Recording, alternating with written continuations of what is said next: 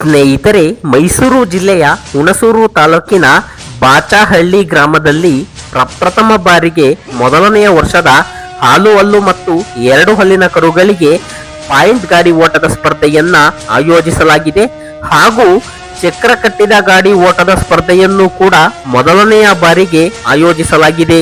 ಹೌದು ಸ್ನೇಹಿತರೆ, ರೈತರಿಂದ ರೈತರಿಗಾಗಿ ರೈತರಿಗೋಸ್ಕರವೇ ಜೀನಿಯನ್ ಮತ್ತು ಕಾಳಿಂಗ ಎತ್ತಿನ ಅಭಿಮಾನಿಗಳ ಬಳಗದ ವತಿಯಿಂದ ಹಾಗೂ ಕರಿಗೌಡರ ಬೀದಿ ಯುವಕರ ಸಂಘದ ವತಿಯಿಂದ ಶ್ರೀ ಆಂಜನೇಯ ಸ್ವಾಮಿ ಜಾತ್ರಾ ಪ್ರಯುಕ್ತವಾಗಿ ಈ 2 ರೀತಿಯ ಸ್ಪರ್ಧೆಯನ್ನ ಬಾಚಹಳ್ಳಿ ಗ್ರಾಮದಲ್ಲಿ ಆಯೋಜಿಸಲಾಗಿದೆ.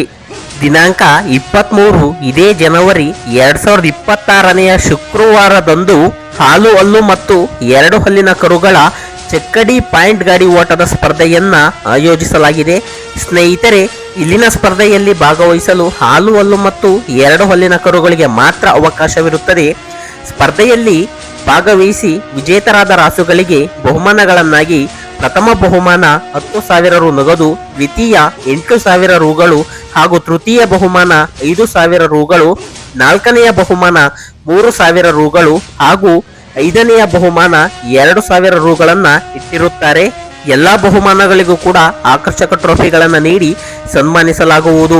ಒಂದು ಜೊತೆ ಎತ್ತಿಗೆ ಪ್ರವೇಶ ಶುಲ್ಕ 1,500 ರುಗಳು ಮಾತ್ರ.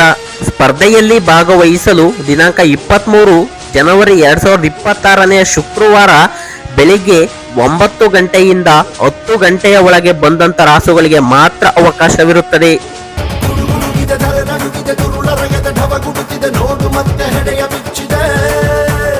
ಸ್ನೇಹಿತರೆ, ದಿನಾಂಕ 24 ಇದೇ ಜನವರಿ 2026ನೆಯ ಶನಿವಾರದಂದು ಚಕ್ರ ಕಟ್ಟಿದ ಗಾಡಿ ಓಟದ ಸ್ಪರ್ಧೆಯನ್ನ ಆಯೋಜಿಸಲಾಗಿದ್ದು, ಇಲ್ಲಿನ ಸ್ಪರ್ಧೆಯಲ್ಲಿ ಭಾಗವಹಿಸಲು ಒಂದು ಹಳ್ಳಿಕಾರ್ ಎತ್ತಿಗೆ ಒಂದು ಗೂಳಿಯನ್ನ ಜೋಡಿ ಮಾಡಬಹುದು ಅಥವಾ 2 ಹಳ್ಳಿಕಾರ್ ಎತ್ತುಗಳನ್ನ ಸ್ಪರ್ಧೆಯಲ್ಲಿ ಜೋಡಿ ಮಾಡಿ ಭಾಗವಹಿಸಬಹುದು ಅಥವಾ ಒಂದು ಹಳ್ಳಿಕಾರ್ಗೆ ಒಂದು ಕಿಲಾರಿ ಎತ್ತನ್ನ ಜೋಡಿ ಮಾಡಲು ಅವಕಾಶವಿರುತ್ತದೆ.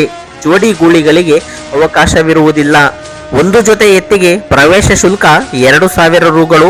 ಸ್ಪರ್ಧೆಯಲ್ಲಿ ವಿಜೇತರಾದ ರಾಸುಗಳಿಗೆ ಬಹುಮಾನಗಳನ್ನಾಗಿ ಪ್ರಥಮ ಬಹುಮಾನ 30,000 ರು ನಗದು, ದ್ವಿತೀಯ ಬಹುಮಾನ 20,000 ರುಗಳು ಹಾಗೂ ತೃತೀಯ ಬಹುಮಾನ 10,000 ರುಗಳು, 4ನೆಯ ಬಹುಮಾನ 5,000 ರುಗಳು ಹಾಗೂ 5ನೆಯ ಬಹುಮಾನ 2,000 ರುಗಳನ್ನ ಇಟ್ಟಿರುತ್ತಾರೆ. ಎಲ್ಲಾ ಬಹುಮಾನಗಳಿಗೂ ಕೂಡ ಆಕರ್ಷಕ ಟ್ರೋಫಿಗಳನ್ನ ನೀಡಿ ಸನ್ಮಾನಿಸಲಾಗುತ್ತದೆ. ಈ ಸ್ಪರ್ಧೆಗೂ ಕೂಡ ಬೆಳಿಗ್ಗೆ 9 ಗಂಟೆಯಿಂದ 10 ಗಂಟೆಯ ಒಳಗೆ ಬಂದಂತ ರಾಸುಗಳಿಗೆ ಮಾತ್ರ ಅವಕಾಶವಿರುತ್ತದೆ. ಸ್ನೇಹಿತರೆ, ಸ್ಪರ್ಧೆ ನಡೆಯುವ ಸ್ಥಳದಲ್ಲಿ ಯಾವುದೇ ಅಹಿತಕರ ಘಟನೆ ನಡೆದಲ್ಲಿ ಕಮಿಟಿಯವರು ಜವಾಬ್ದಾರರಾಗಿರುವುದಿಲ್ಲ. ಒಂದು ಗಾಡಿಯನ್ನ ಕಟ್ಟಲು 6 ಜನರಿಗೆ ಮಾತ್ರ ಅವಕಾಶವಿರುತ್ತದೆ. ಸ್ಪರ್ಧೆಯಲ್ಲಿ ಕಮಿಟಿಯ ತೀರ್ಮಾನವೇ ಅಂತಿಮ ತೀರ್ಮಾನವಾಗಿರುತ್ತದೆ. ಹೆಚ್ಚಿನ ಮಾಹಿತಿಗಾಗಿ ಈ ನಂಬರುಗಳಿಗೆ ಕರೆ ಮಾಡಿ.